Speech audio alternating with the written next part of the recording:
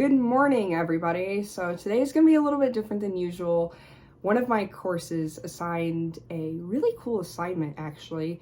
We got to discuss a book that we read, and we could either write an essay over it, or we could do a podcast episode kind of discussing main authors' statements and perspectives, really what they're trying to get out of this book. And I decided that I would do a video on it to go along with my podcast episode to share with you guys. So the book that I decided to do my episode over is A Midwife's Tale, written by Laurel Thatcher Ulrich. And through this book, she is able to dive into the lives of 18th century rural New Englanders through the diary of a woman named Martha Ballard.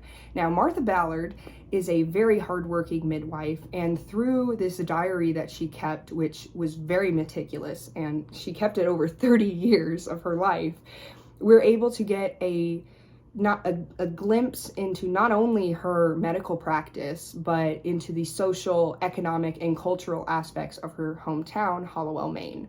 So, Ulrich begins by depicting Ballard's rigorous daily routine, which consisted of a demanding cycle of midwife tasks, coupled with domestic chores and grueling physical labor, right?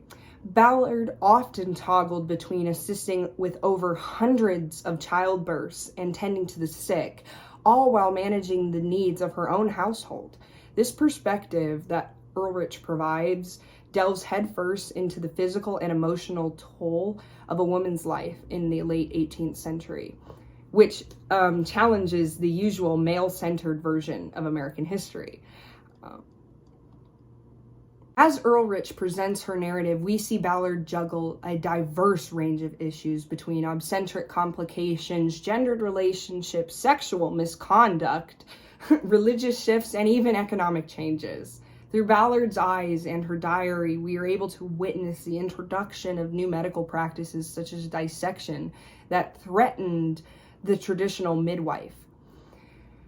Smith and Rosenberg's The Female Animal outlines a 19th century theory that describes women as intellectually and socially inferior because of their reproductive systems. I mean, they said that these reproductive systems were unpredictable and caused illness and weakness. Women like Ballard that resisted these changes to new medical practices and traditions were attempting to ensure their invaluable role within community care. Also, this is not in the book, however, I do feel it is important to expose recent shifts within media and especially within society. Dr. J. Marion Sims has been remembered fondly throughout history over his inventions like the speculum, and is widely regarded as the father of gynecology. However, due to the recent monument erection of the Mothers of Gynecology, the darker history of his experiments have been brought to light. The Mothers of Gynecology monument was erected in Montgomery, Alabama during the fall of 2020-21, and these Mothers of Gynecology were the enslaved women that Dr. Sims experimented on without anesthetic or consent. Anarcha, Lucy, and Betsy's stories will no longer be forgotten by history, unlike so many of the other women Dr. Sims experimented on, for which their names have been lost to time. Hopefully, we will continue to spread awareness in order to recognize the true heroes of history.